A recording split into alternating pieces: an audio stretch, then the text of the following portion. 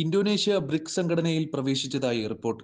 ഈ ലയനത്തിലൂടെ തെക്ക് കിഴക്കൻ ഏഷ്യയിലെ ചൈനയുടെ ആധിപത്യം അവസാനിപ്പിക്കുകയും ഇന്ത്യയുടെ സാമ്പത്തിക വളർച്ചയെ ഉത്തേജിപ്പിക്കുകയും ചെയ്യുമെന്നാണ് പ്രതീക്ഷിക്കുന്നത്.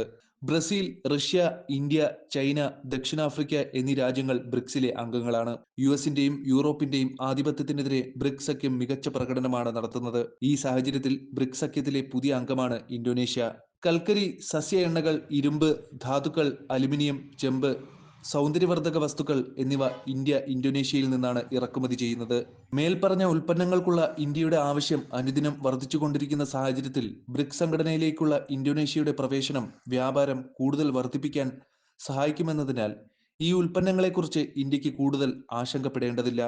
ഇന്തോനേഷ്യ ബ്രിക്സിൽ ചേരുന്നത് ചൈനയ്ക്ക് വലിയ തലവേദനയാണ് ഉണ്ടാക്കുന്നത്. തെക്ക് കിഴക്കൻ ഏഷ്യയിലെ സമുദ്രമേഖലയെ നിയന്ത്രിക്കാൻ ചൈന സജീവമായി ശ്രമിക്കുന്നതാണ് ഇതിന് കാരണം.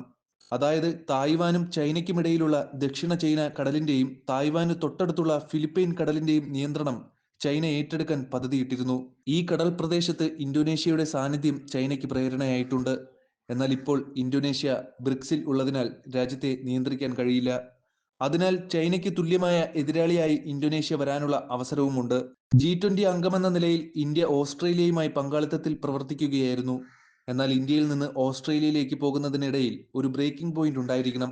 ഇന്തോനേഷ്യയാണ് ആ ബ്രേക്കിംഗ് പോയിന്റ്. ഇപ്പോൾ ഇന്തോനേഷ്യയും ബ്രിക്സിൽ ചേർന്നതോടെ ബ്രിക്സ് പ്ലസ് G20 ഫോർമുല ഉപയോഗിച്ച് ഇന്ത്യ ചൈനയെപ്പോലെ സ്വയം വികസിക്കുമെന്ന് അന്താരാഷ്ട്ര രാഷ്ട്രീയ നിരൂപകർ ചൂണ്ടിക്കാണിക്കുന്നു.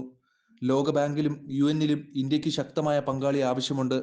ആ പങ്കാളി നിലവിൽ ഇന്തോനേഷ്യയായിരിക്കും. UN-ൽ ചൈനയ്ക്കും പാകിസ്ഥാനുമെതിരെ ഇന്ത്യ കൊണ്ടുവരുന്ന പ്രമേയങ്ങളെ പിന്തുണയ്ക്കാൻ ഇന്തോനേഷ്യ തീർച്ചയായും മുന്നോട്ട് വരുമെന്നും പറയപ്പെടുന്നു. അതേസമയം ഇന്ത്യയും ഇന്തോനേഷ്യയും ചേർന്ന് ലോകബാങ്കിൽ നിന്ന് വികസന ധനസഹായം തേടുകയാണെങ്കിൽ ആവശ്യമായ ഫണ്ട് ലഭ്യമാകുമെന്ന് സാമ്പത്തിക വിദഗ്ധർ പറയുന്നു. അതുകൊണ്ട് ഇന്ത്യ ഇന്തോനേഷ്യയ്ക്കും പരസ്പര സഹായകരമാകുമെന്നതിൽ സംശയമില്ല.